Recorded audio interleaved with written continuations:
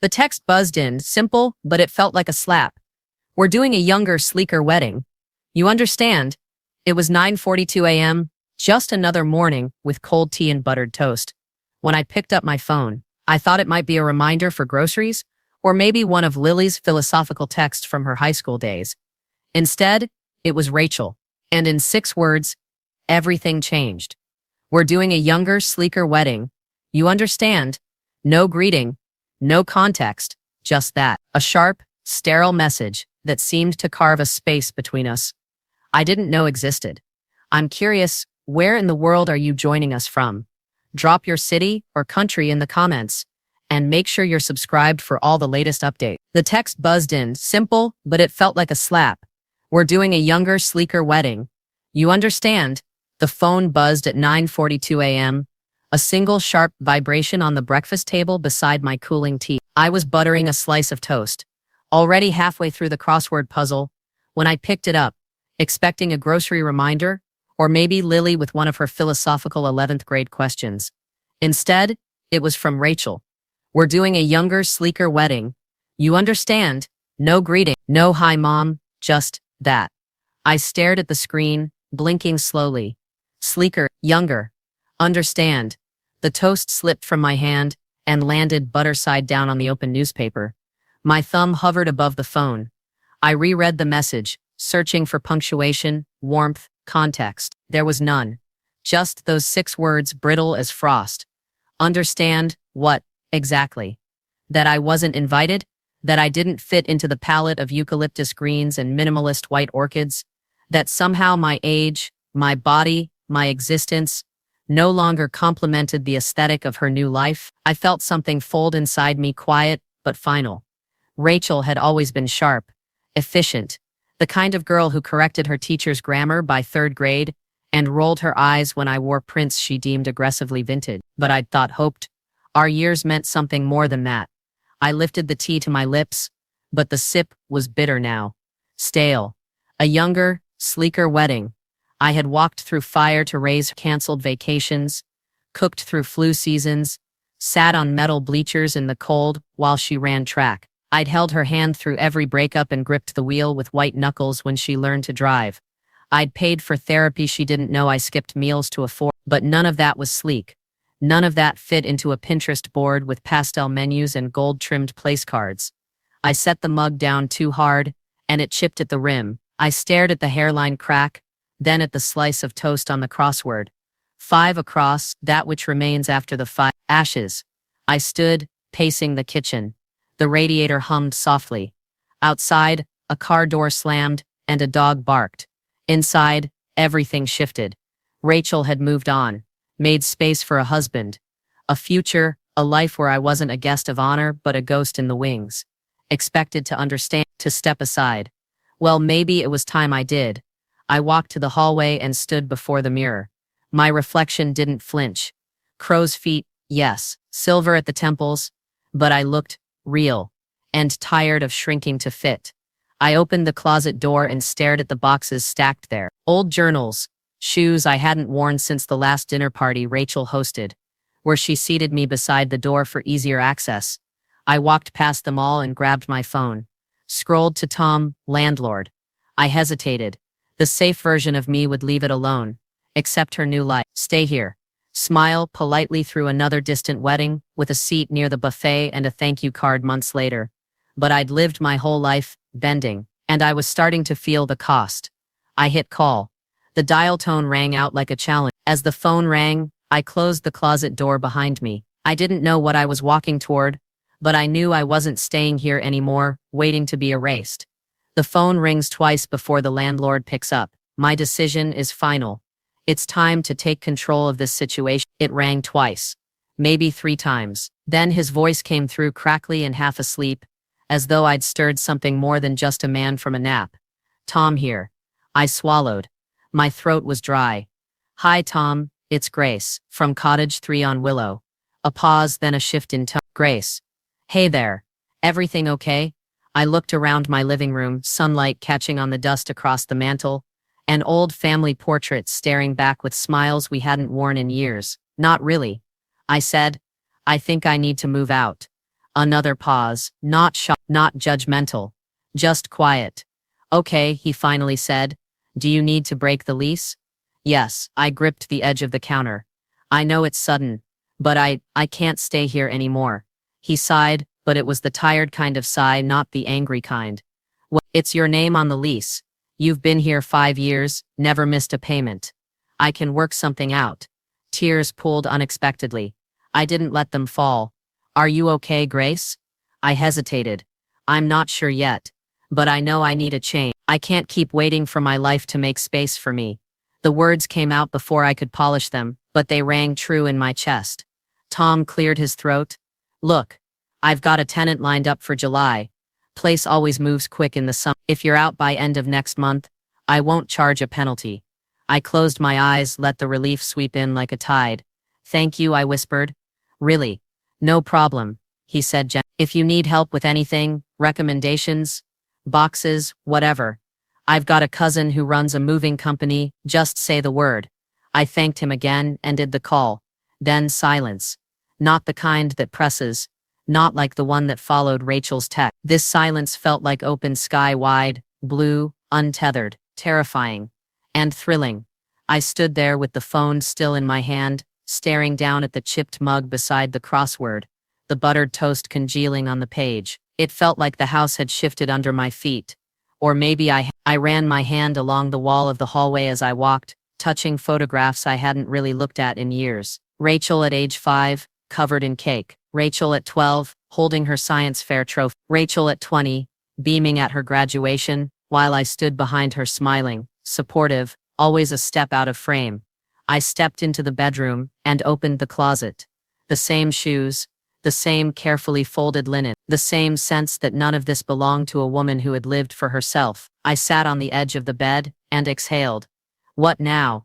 No one answered, but inside a flicker rose, something like possibility. What if I left the wedding behind entirely? What if I didn't just move apartments, but moved cities, countries? What if I traveled, painted again, wrote that book I shelved when Rachel was a toddler? What if I stopped waiting for someone else to decide I mattered? My heart picked up, nervous and exhilarated. I wasn't young, but I wasn't done. The decision was made. I stood up and pulled a suitcase from under the bed. I didn't know where I was going, but I was going. For the first time in a very long time, I wasn't waiting for permission. As I zipped the case open and started folding the first sweater, I felt it, the quiet thrill of uncertainty. The next step was mine to choose.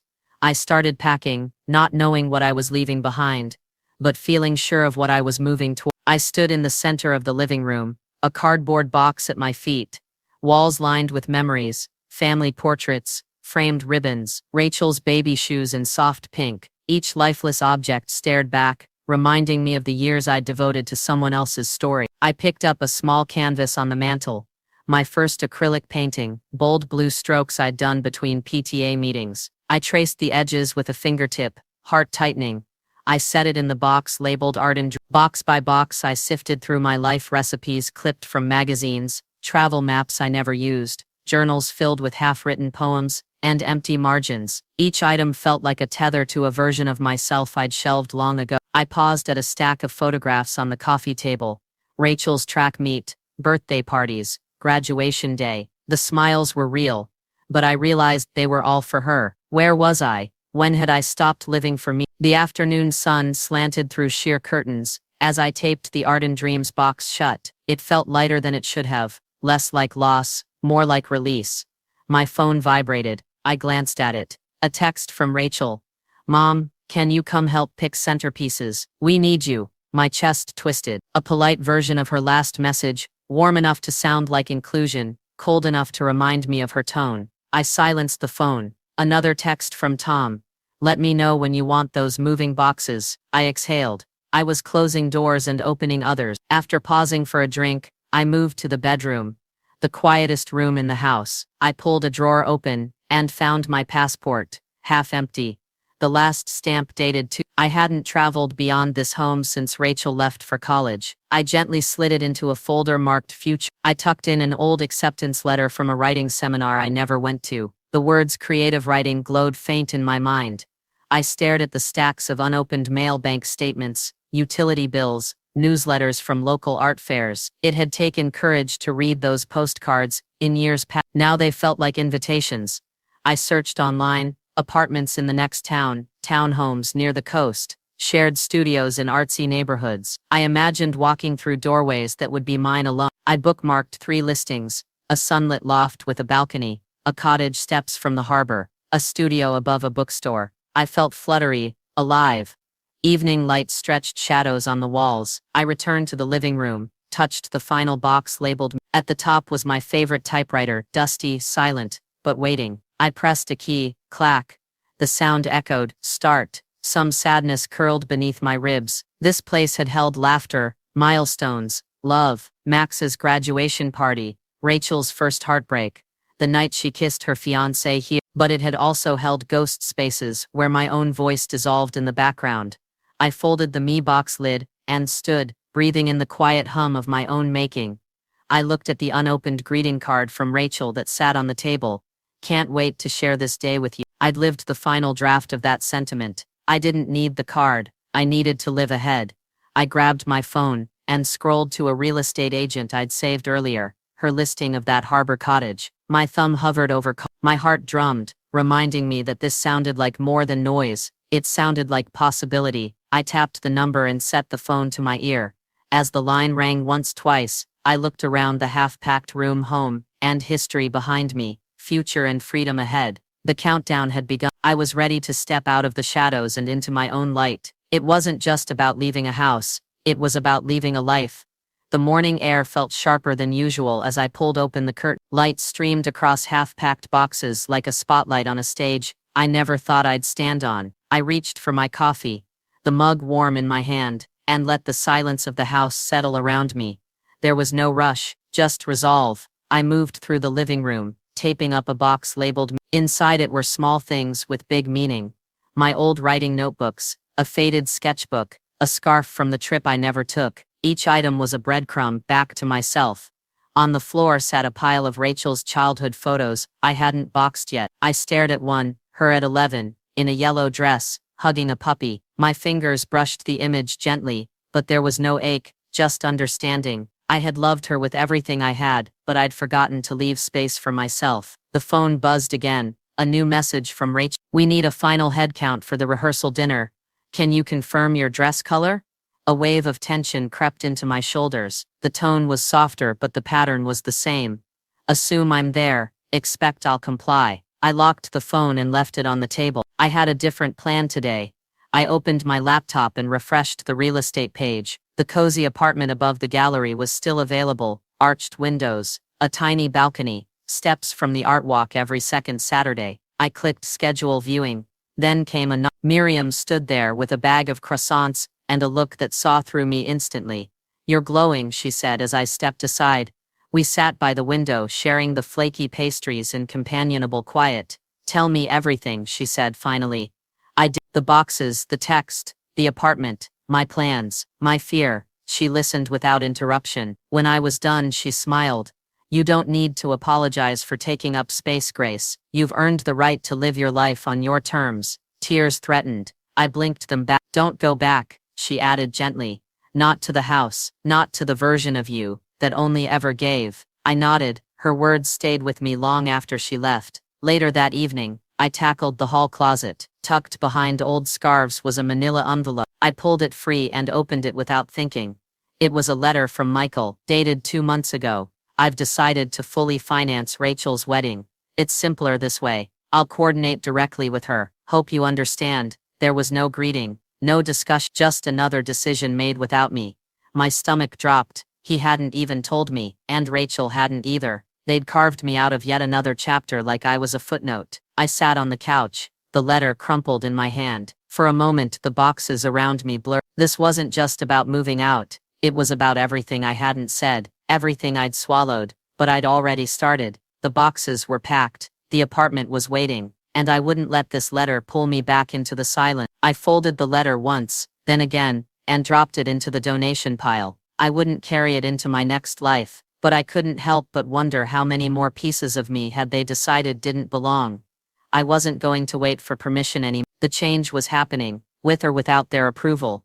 The key turned easier than I expected. It clicked, light and final like the period at the end of a sentence I'd taken too long to write. My new apartment smelled like paint, and dust and something sweet from the bakery across the street. The floors creaked like they were waking up too. I stood in the doorway, box in my arms, breath caught somewhere between panic and wonder.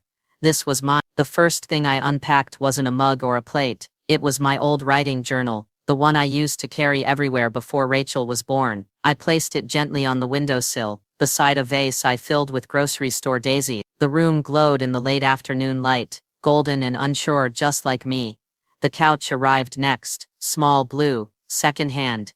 I threw an old quilt over it, the one I'd made before my wedding, back when I still believed in permanence. I set up a little writing nook near the balcony, laptop, coffee mug, and that typewriter I'd packed in the me box. The keys still clacked, my hands still remembered. I sat there watching the street below. Couples walked by with gelato. A street musician played something soft on a guitar. And for a minute, I didn't feel lost. I felt ready. Then the phone buzzed. Rachel again. We need a decision. You're in the program. Don't make this difficult, Mom. I read it twice, not because I didn't understand, but because I did, and I felt nothing. No rage, no sorrow, just illness. I put the phone face down and opened the laptop instead. I pulled up a blank document, titled it The Life I Almost Forgot, and began to type. The words came like a storm held too long, sentences, about silence, about duty, about becoming a mother and losing the girl underneath. I wrote about Rachel's first steps and my last poem, about all the rooms I disappeared in. I didn't try to make it perfect, I just let it pour. By sunset I had 5 pages. When I looked up, the city was beginning to twinkle. I poured myself a glass of wine and stood by the balcony, breathing in this new chapter like a foreign language I might just be fluent in. Later that night, I unwrapped a canvas I hadn't touched since The brushes were stiff, but they softened with water. I signed up for a local art class online, Wednesday mornings, just me and the paint. No one needed to approve, no one needed to understand. This was mine. I lit a candle and played Ella Fitzgerald softly in the background. I danced, just once, barefoot on the hardwood floor, arms stretched like I was casting off something old. In the quiet, I imagined my memoir sitting on a shelf one day. Maybe no one would read it, or maybe someone like me would find it and remember her own name. Then the screen lit up again. A new message, from a number I didn't recognize at first. Hi Grace, this is Mia from Eventco. Just confirming your role in the processional and head count for the reception. Please respond by 10 a.m. tomorrow. Rachel's planner. I stared at it. No, hello, Grace. Are you okay? No, we're so glad you're coming. Just logistics. Like I was a placeholder in a script I hadn't agreed to. I placed the phone on the writing desk and looked back at the open journal. I could still feel the music under my skin, the brush in my hand, my story unfolding in real time. I turned the phone screen over and walked back to the window, watching the city pulse below. I wouldn't be confirming anything tonight. Some silences weren't passive. They were power. Every step I took toward independence felt like a step away from Rachel, but I knew I had to choose myself. The paint on my hands had dried in tiny ridges. Smudges of ochre and cobalt stained my fingertips as I packed up my easel from Wednesday's class, a subtle badge of freedom I hadn't expected to feel so proud of. Outside, the early evening hummed with promise, laughter from the cafe patio, the rhythmic clink of espresso cups, the sun casting long shadows across the cobblestone. That class had become my sanctuary, not just because I was finally painting again, but because it brought me She was tall, silver-haired with a laugh like breaking glass in a wardrobe full of linen and unapologetic opinions. The first day she asked, "Are you painting to remember or to forget?" I had no answer. Now I did. We walked together after class, our bags slung over shoulders. "Italy," she said. 2 weeks in Tuscany. Art, wine, and no apologies. Come with me. I laughed instinctively. That's ridiculous. She stopped walking. So is wasting the rest of your life making polite excuses for people who don't see you. I paused, heart fluttering. That night, I stood at my little writing desk, rereading my latest chapter. The words felt sturdier, less afraid, less apologetic. I sipped chamomile tea and imagined the vineyards, the sketchbook tucked under my arm, the wind warm on my face, and for once, I didn't immediately think of Rachel. I thought of me. But she hadn't disappeared entirely. The texts still came, spaced out like aftershocks. I know you're hurt, but you're still my mom. Everyone's asking where you are. Please don't make this dramatic. Just be there. You always are. Each one hit differently, like someone knocking on a door I'd already locked. Not malicious, just entitled. Rachel didn't know how to exist without my yes, and I didn't know how to go back now that I'd found my no. I set the phone aside and opened a new email, flight deals to Europe. I stared at the screen, then clicked open a tab Lily had sent. Tuscany Women's Art Retreat. Reimagine your life. I hovered over the registration form, my breath shallow. On my balcony, the city pulsed with weekend life. A couple laughed below. A dog barked. Someone played jazz on a radio, faint and old-fashioned. I leaned against the railing, letting the breeze comb through my hair. I missed Rachel. That ache would never vanish entirely, but the grief didn't own me anymore. I missed the version of her that still held my hand on water. Not the version that texted me like I was staff. A notification blinked. Reminder. Final RSVP deadline. Rachel's wedding weekend events. I closed it. Instead, I pulled out my sketchbook, drew the outline of a window, overlooking a vineyard. My hand was steady, my mind clearer than it had been in years. I didn't know what Italy would bring, but I knew it wouldn't be another day sitting quietly at the edge of someone else's celebration, waiting for permission to feel whole. I clicked register for the retreat and began typing my passport number into the flight form. It was time, not to escape, but to expand. This time, the journey was mine. I've never felt so alive, so free. Italy would be my chance to completely disconnect from the past. The suitcase clicked shut with a quiet finality, the zipper tracing over fabric like a sigh. I sat on the edge of the bed, one hand resting on its surface. It wasn't packed with many things, just a few linen dresses, sandals, my favorite journal and 2 pens, but it held something heavier than clothes. It held intent. The apartment was dim in the early morning light, shadows stretching across the hardwood floors like reaching arms. I'd barely slept, not from nerves. Those had burned away, but from a kind of charged anticipation I hadn't felt since college, since before I stood, rolled my shoulders, and walked to the window. Outside, the bakery was opening, the scent of rising bread curling through the air. Down the street, a dog barked. A man opened his cafe umbrella. The world was happening, and I was finally part of it again. Then the phone rang. Rachel. Her name glowed on the screen, a single syllable that had once defined my entire life. I let it ring once, twice. Then I answered. Her voice was soft, careful. Mom, I leaned against the window frame. I'm here. I heard you're leaving. For Italy. I waited. I could hear traffic on her end. A door closing. Maybe her heels on pavement. Then she spoke again. I don't want this to be the last thing between us. Can we talk when you get back? Before the wedding. My throat tightened. The request wasn't unreasonable, but the weight it carried was, I can't promise anything. I said carefully. But I'll listen. She was silent for a beat. Safe travels, she whispered. Then the line went dead. No manipulation. No guilt. Just space. And that was enough for now. At the airport, everything felt brighter. The tiles gleamed. Strangers smiled. The gate agents greeted me like I belonged. For once, I didn't feel like someone's mother or someone's mistake. I felt like a woman stepping into her own story. Tuscany greeted me like memory. Soft hills, clay rooftops, birds darting between sunbeams. The retreat center was a villa nestled between vineyards and olive trees. The air warm and honeyed. I unpacked in silence. A small room, a wide window, a bed dressed in white cotton. My fingers traced the ridges of my journal's spine before I placed it on the nightstand. Lily met me in the courtyard with a glass of wine. You made it, she said. Not as a question, but as a welcome. The days bled into each other beautifully. Mornings filled with espresso and oil paint. Afternoons writing in the garden. Breeze lifting the pages. I wrote freely about joy, about fury, about erasure. My voice spilled out in paragraphs that didn't ask for permission. Each woman at the retreat brought her story. One had lost a child. One had left a marriage after 40 years. One had come out and here we were, gathered in freedom, sipping Chianti under the stars. On the sixth day, I sat outside a sun-drenched cafe in Siena, sketching the Duomo. A couple passed holding hands. A toddler chased pigeons.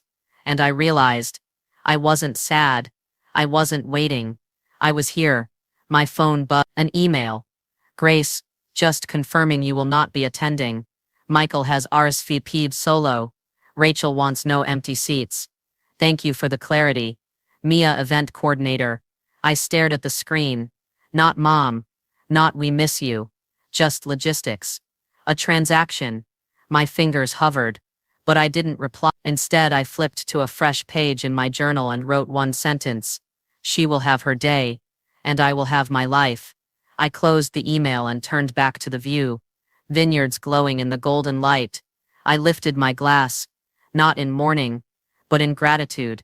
I had finally arrived. I thought I was past the heartbreak. But Rachel's message cracked open a wound I thought was healed. By mid-morning, the villa was buzzing with chatter. Women comparing sketch techniques. Fresh fruit in the courtyard. Olive branches dancing in sunlight. I'd slipped into a peaceful rhythm. Espresso in the morning. Writing by noon. Wine and laughter in the evenings. I was beginning to feel whole again. But then my phone buzzed by the pool. I frowned. This was the second day in a row I'd silenced notifications. The upstairs room had poor reception. This was new. I dripped water from my towel onto the tiled patio and hit view call. It was his name, Michael. I hadn't heard from him since I left. My heart stuttered. I considered ignoring the call but pressed accept. A cracked line and his voice, soft and urgent, floated through. Grace? I hope I'm not disturbing you. I offered a small breath. Leaned against the pool chair. Towel drooping. What's wrong? He hesitated. It's Rachel and the wedding. It's unraveling without you. My fingertips clenched on the towel. What do you mean?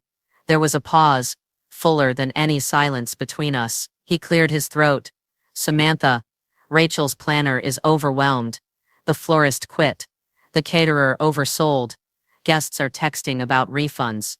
Rachel, she's falling apart. I closed my eyes, picturing her prepared announcement, morphing into chaos. But more than that, I felt numb. I'm sorry, Grace. I know you don't want to go, but they're desperate. And I thought you might at least know. Blood rushed in my ears. Knowing was not saying yet. Michael, I said slowly, this wedding is her life now. Or what she thinks it is. If it falls apart, that's on her. He sighed. I was hoping you could intervene. She needs you. Now dawned. Needing me on her terms at her expense. I'm not there. I said, I can't be her safety net anymore. He pitied me through the line. I know this has been hard. Your absence. I always respected your choice. But this is more than pride now. Makes two of us. I forced a laugh. Bitter and hollow. She didn't want me there. So, that's on her too. Michael was quiet again. A sigh that bent across miles. I understand. I wanted her to know you could have helped. I swallowed. A hard brick in my throat. She knew. And chose not to. His voice dropped. Almost loving. I always respected you, Grace. I know what you gave up. The words tapped at something beneath the surface. An admission too late for the wounds. But heavy with relief. Thank you. I said, surprisingly steady. For saying it. He cleared his voice. I won't call you again about this. I hope you find peace. I have. I answered, though a faint ache lingered. He hesitated, as though weighing more to say. I'm proud of you. That changed something. Not enough to break me, but enough to close a door firmly. Thank you. I repeat. I ended the call and stared at the screen. Call ended. No echo or afterthought. Around me, the laughter resumed. My pen rested on a notebook page beside me. The ink dried in a half-formed chapter. I placed a hand on the leather cover, smoothing the pressed title. The life I almost forgot. I lifted my gaze to the villa's terrace. Vines draped overhead. Sunlight warm on my bare feet. This was deeper than Italy's beauty. It was my reclamation. I slipped my phone into my bag and reached for the notebook. Then paused. This journey had begun as escape, but had become transformation. I dated the page. Wrote a single line. He said he was proud. I believe him. I closed the book and rose. A breeze rolled in, and I stepped into the courtyard, letting the midday sun settle on my face. Behind me, the women in watercolor-filled gowns greeted me with smiles. I returned one, quiet and whole. Then, under my breath, not for them, but for me, I lifted my chin and walked into the warmth of my new life. Rachel's absence was her choice, but my presence in my own story was mine. I didn't expect closure, but sometimes it comes in ways you don't anticipate. The late afternoon light draped across the villa's courtyard. As I settled into my favorite wicker chair, my journal was open on my lap, pages filled with reflections, hope and hard-won truth. Italy had been more than a retreat. It had been a reckoning. Over the past days, I'd spent hours writing beneath olive trees, letting my pen wander beyond the ache of being excluded. I discovered solace in every sunrise, joy in small rituals, like sipping cardamom espresso, or wandering through Greaves market stalls, fingertips brushing jars of honey and handmade ceramics. That morning, while wandering a hilltop chapel, I realized I didn't feel the tug of Rachel's wedding anymore.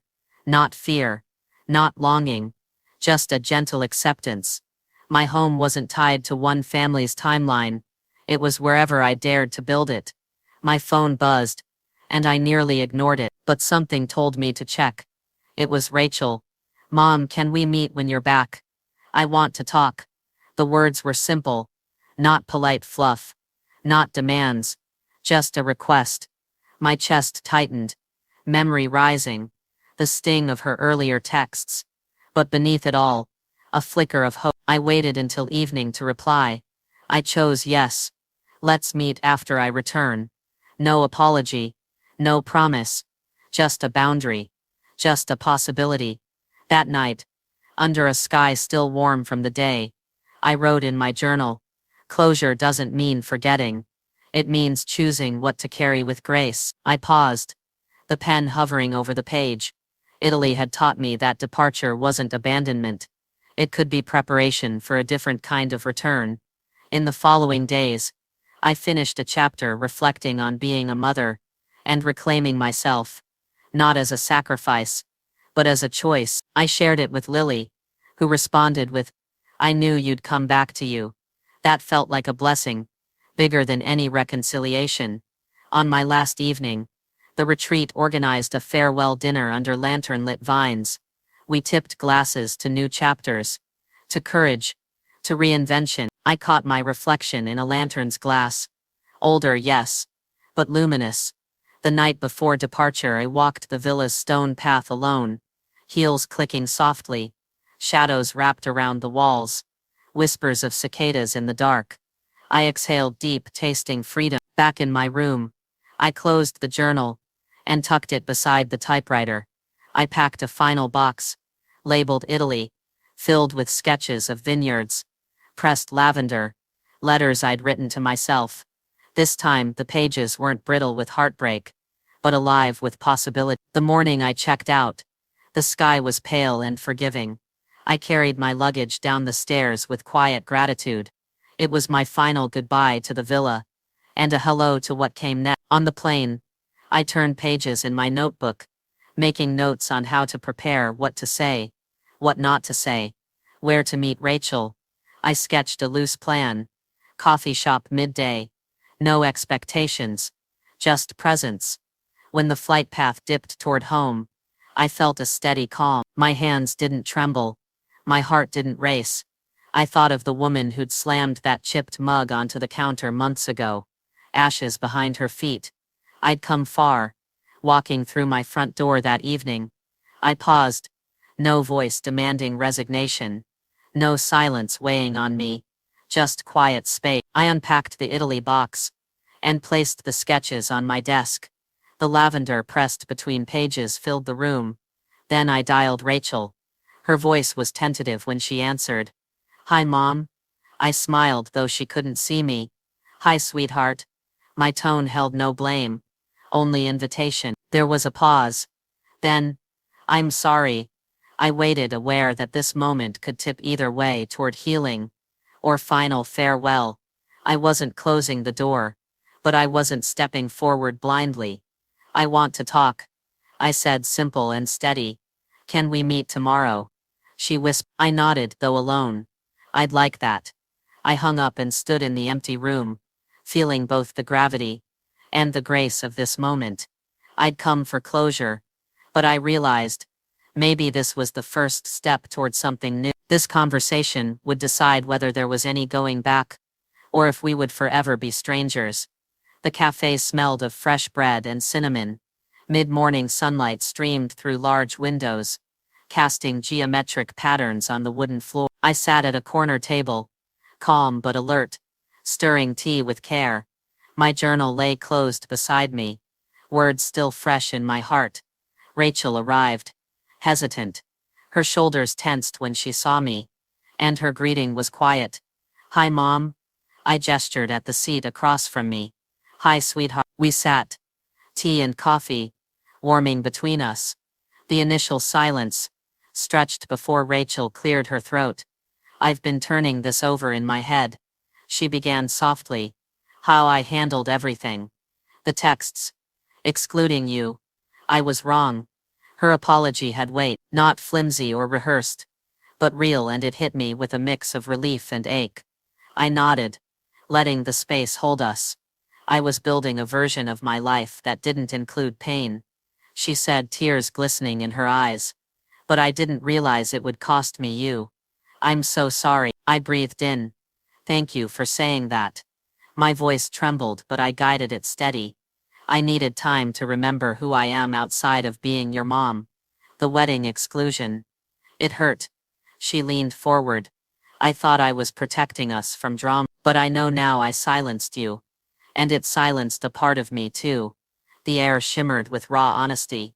I sipped tea, grounding myself in the calm. "I'm proud of you for saying that," I told her. "But I can't just pick up where we left off." Her face dropped, and I felt the sting of the tension returning. "I understand," I continued. "But I also won't attend the wedding." Her eyes filled. "I get it. I'm still hoping one day you might change your mind. But I respect your choice." I leaned back, calm, resolute. "I need to live in a place where my voice matters, even if it changes expectations." We paused again, letting tears form at the edges of conversation. She reached across the table, hesitantly touching my hand. "I want that for you." I looked at her, older now in a way I hadn't allowed myself to see before. The child who once demanded affection had grown into someone who fought to survive her own fear. I nodded gently. "I want that for me too. And for us. Maybe one day in a new way." She sniffed, steadying herself. "I'd like that." Our conversation drifted then, softening. We spoke of neutral things. Her art studies, my writing plans, the retreat in Italy. For the first time in months, it felt like two people meeting each other, not old wounds. I asked her about the wedding. "What do you want from it?" She looked away, voice small. "I want my mom there. But I realize it's not just about me." I offered a small smile. "We're not the same as we were. That's okay." She leaned forward, hopeful yet humble. "I hope this isn't the end." I considered it. Tears welled again. Not from pain but from grief and hope twisting together. I squeezed her hand lightly. "It's not the end. Just different." We lingered over warm drinks, the cafe's buzz a soft backdrop. When our cups were empty, I closed my notebook and reached across, folding it gently, and sliding it into her hands. "Maybe start here, or whenever you're ready." She opened it, thumb brushing pages full of reflection and resilience. Her eyes softened. We both sat there, letting the space between us reshape, not fitting back into old roles, but learning new ones. Finally, I stood. She rose too. We embraced, short but suffused with the weight of what we'd survived and what we were still building. Outside, sunlight hit the pavement with an inviting warmth. I walked away feeling calm, resolute, neither tension nor tears, but clarity. I wasn't walking into old life, nor shutting a door entirely. I was stepping forward on my own path. I left the cafe breathing in quiet promise. Our story wasn't over, but it would never be the same. I never thought I'd hear these words, "We want you at the wedding," but I was ready to decide for myself. The following Saturday dawned cool and clear. I was sipping Earl Grey at my kitchen table when my phone buzzed. A banner notification. Rachel, 11:03 a.m. My heart stiffened. "Mom, the wedding's in 2 weeks. We'd like you to walk down the aisle with me." "I mean it. Would you?" I stared at the screen. The words were simple yet seismic. After months of silence, distance, and growth, she was inviting me not as a perfunctory gesture, but as someone she wanted there in the light. I felt the old log, the motherly instinct to say yes, to step back in, to fix everything. But something else stirred beneath it, my hard-won sense of self. I didn't reply right away. Instead, I tucked the phone away and closed my eyes.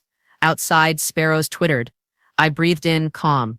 I'd come far enough to know this decision mattered. 2 days later, I met Miriam for coffee on a quiet patio bathed in morning light. I wore the dress I'd chosen before leaving. Soft gray, simple and unassuming, but it fit me now, instead of fitting expectations. Miriam sipped her latte, regard warm. So, I laid Rachel's message on the table. Folded and fragile. She wants me there, not just present, honored. My voice trembled with truth. Miriam's eyes softened. "How do you feel?" I exhaled. Proud, surprised, even hopeful. But also, cautious. I worked hard to build a life that's not defined by anyone else. I paused. I don't want to walk in just to appease her. If I do it, it must feel right for me. She nodded slowly. "That's the only reason to go. For you." We talked about boundaries, ceremony roles, how to greet her new family without losing myself again. I scribbled notes, reminders, sit with confidence, speak up once, leave if it breaks peace. Later that afternoon, I typed a reply.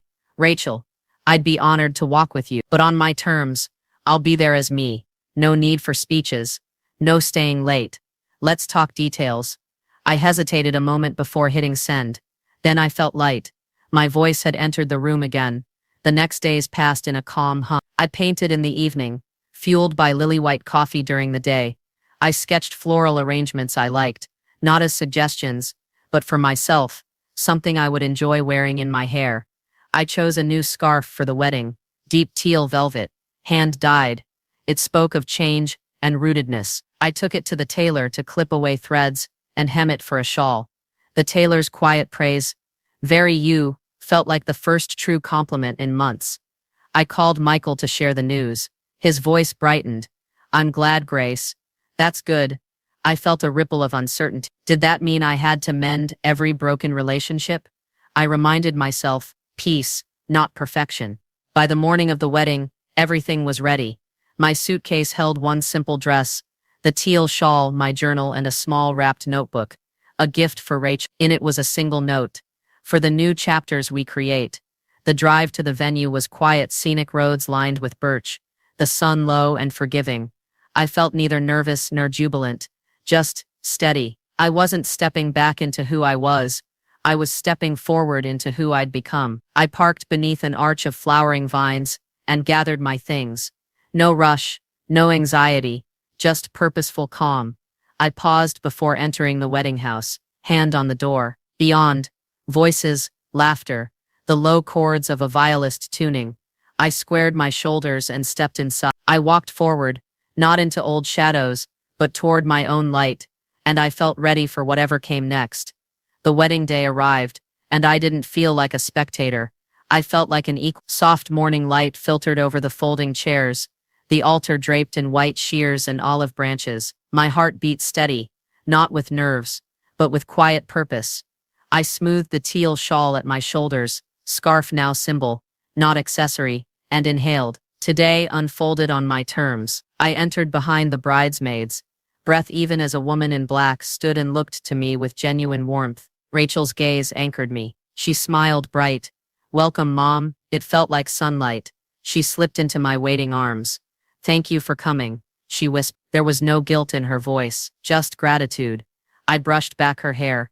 "Always," I replied, voice soft but unwavering. We filed down the aisle. The violist lifted her bow and I caught Rachel's hand. I squeezed gently, not steering, just connecting. My eyes scanned the gathered faces. Some smiled, some held tears. When I found Michael, he nodded. No tension, just acceptance between us. Distant grudges felt like dust falling through air now. Forgotten, not blamed.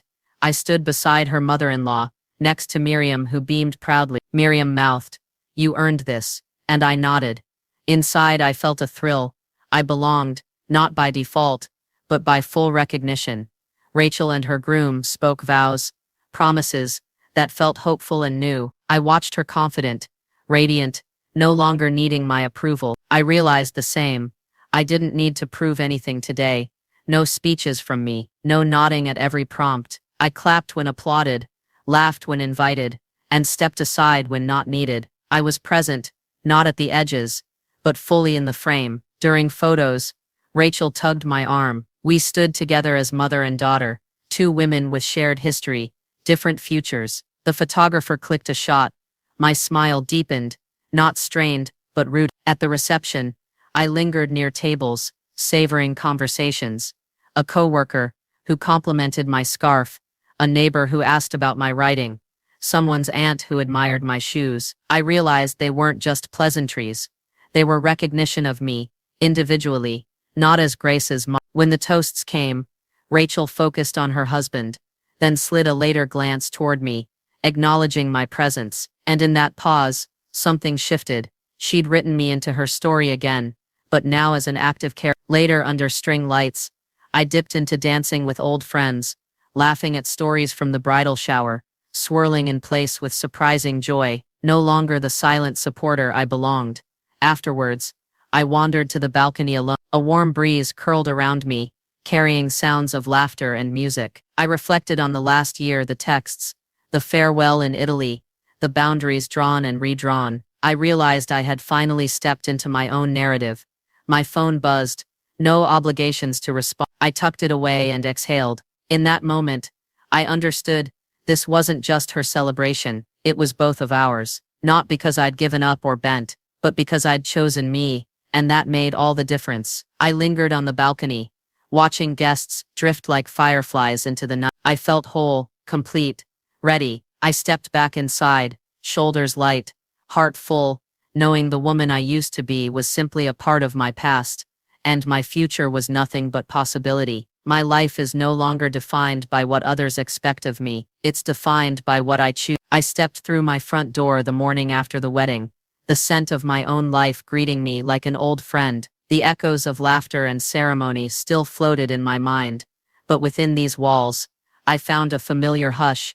No guilt, no roles imposed, just space. I breathed deep and smiled, thankful for my own company. I wandered into the sunroom, where the teal shawl lay folded on the chair. Beside it, my writing journal awaited. I ran a fingertip across its leather spine and felt steady, purpose. I paged through reflections from Italy, news from Rachel, and notes from the wedding, all written by someone who had chosen herself and lived it.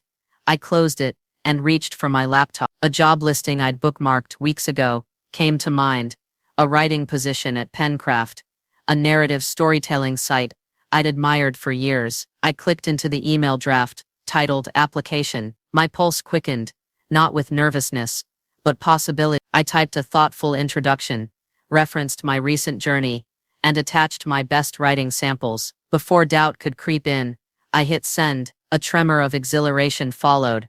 This was no longer about someone else's path. Later that day, I met Nora and Max, old friends from college at a garden cafe. They greeted me like people who kept space in their lives for each other. Over iced teas, we talked about everything: travel, art, my green thumb now teeming with prom. I felt seen, not as a mother or divorcee, but as Grace, fully herself. They didn't ask when I'd be back to help Rachel. Instead, they asked about my writing, my dreams, and I realized I'd forgotten what it meant to be asked for me, not for others. That evening, we walked through winding streets, lined with old oaks and spring flowers. Nora nudged me gently. You look different.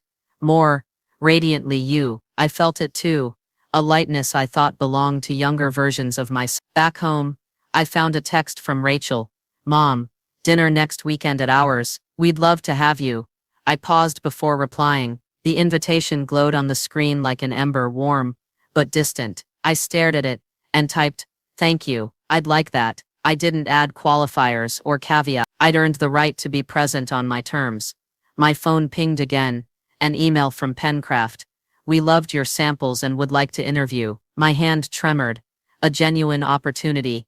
One I didn't chase for validation, but for me. I exhaled joy, excitement threading through me like electricity. That night, I unpacked more boxes, art supplies, journals, my passport. I pulled out a framed painting of vineyards I'd done last year, bold strokes of purples and greens. I hung it in the kitchen, at eye level. It looked like me. Wild, vivid, unashamed. I poured a glass of wine and settled by the window. Moonlight and city lights dancing through the glass. I thought of the woman who burst into someone else's wedding, in her own power, the one who left for Italy without looking back, the one sending an email to her dream job. This version of me, bold, tender, real, felt like home. I turned the light on my desk where my passport lay beside a list of solo destinations I'd longed for. Prague, Kyoto, the Amalfi Coast. My adopting self felt so solid, so unshakable. Just then, another notification. The interview invitation confirmed for next Tuesday. A calendar event popped into view. I stared at the date and time with anticipation. In that moment, a soft exhale, like a vow whispered to myself.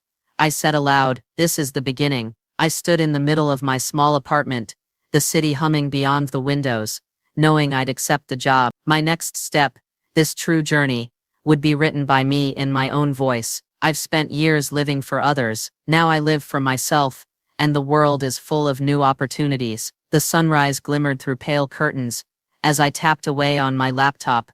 My first day writing full-time. My kitchen table, once a battleground of exhaustion and obligations, now held promise. A steaming mug of tea, an open notebook, and a calendar blooming with freelance gigs and creative prompts. I was working on a feature about reinventing midlife, combining anecdotes from Italy, arts classes, and quiet moments of clarity. Each keystroke felt deliberate. Mine. The joys and uncertainties of my past year wove together in sentences that both healed and ignited me. A message flashed on my screen.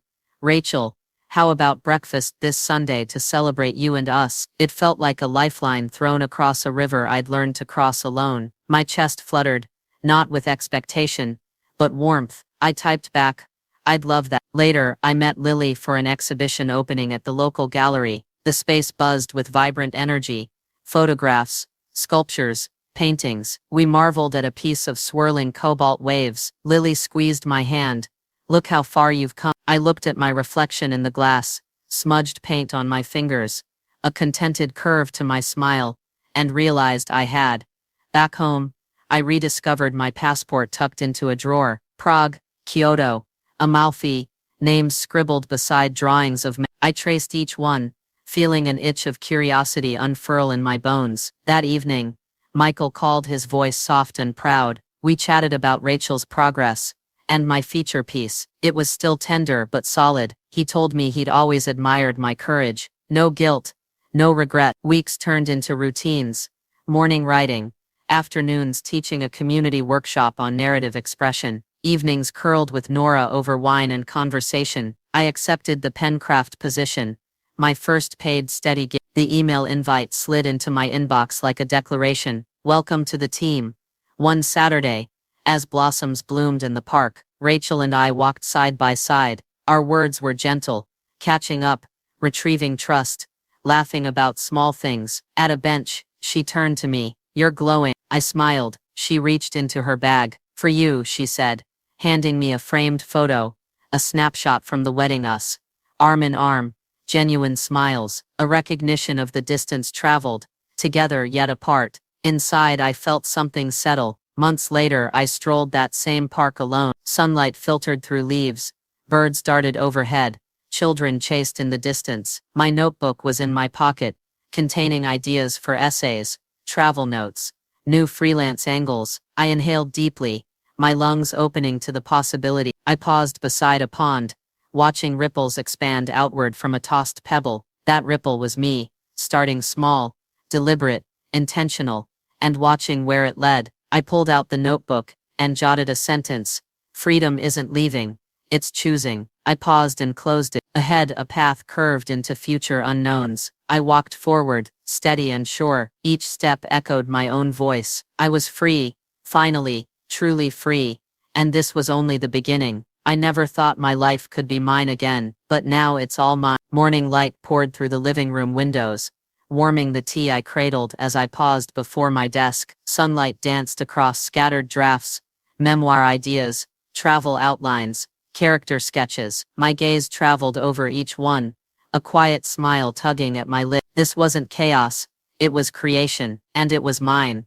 I opened the latest chapter of my memoir. The words flowed, shaped by a year of reclaiming space in my own story. Every paragraph glowed with honesty, about the guilt, the departures, the birth of a self I'd nearly forgot. I typed the title, My Life, My Terms, and pressed save. The screen shimmered like a promise.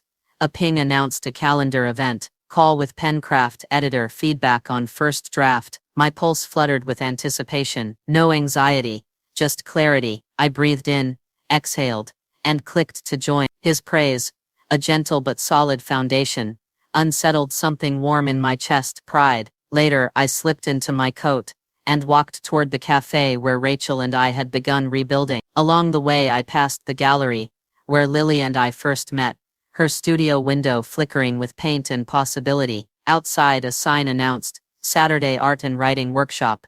Join us. I tucked the flyer into my pocket, a silent vow to keep building. When Rachel slid onto a bench beside me in the park later that afternoon, the air was crisp with early autumn promise. We sipped warm cider and watched leaves drift. Her voice was even, open. Your memoir. I read your chapter. It's beautiful, Mom. She paused. It helped me understand. I blinked, this time not hurt or surprise, but gratitude. Thank you, I murmured. Our conversation turned to lighter things.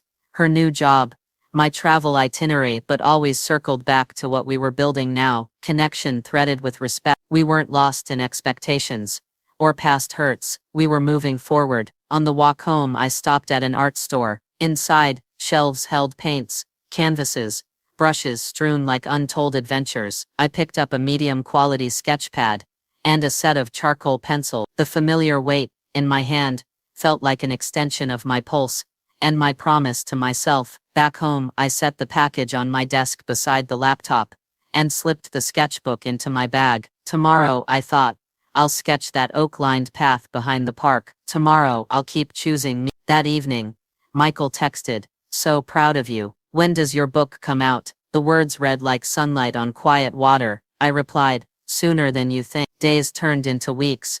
Manuscript edits, freelance pieces, sketches of Italy's vineyards and my own backyard oak, laughter with Nora over wine, and lingering dinners with old and new friends. I found joy in routine, forging agreements with myself that my life didn't revolve around roles I'd outgrown. One Saturday, a letter arrived, an acceptance from a small publisher interested in my memoir concept. I placed the envelope gently next to the framed wedding photo from Rachel, us walking arm in arm, 2 stories woven, but independent, side by side. The next morning, I walked through the park, the first leaves ruffling underfoot, birds flitted overhead, children's voices threaded through the air. My notebook lay open in my coat pocket, blank pages waiting. I paused beside the pond, its surface calm, reflecting golden leaves and autumn sky. I pulled out my pen and wrote, here I choose freedom, here I choose myself, here, my story continues. The pen hovered, a breeze rustled through the trees. This moment was not an ending, but the start of everything I'd meant to live. My phone buzzed with a text from Rachel. Dinner tomorrow. I want to take you somewhere special. I read it, nodded with quiet delight, not because I needed it, but because I wanted it. I closed the notebook and slipped it into my pocket. I inhaled deep, filling my lungs with possibility and peace. Ahead, the path gently curved toward the unknown, and this time, I would walk it on my terms. I took a step forward, shoulders squared, heart open, ready for whatever awaited on the other side.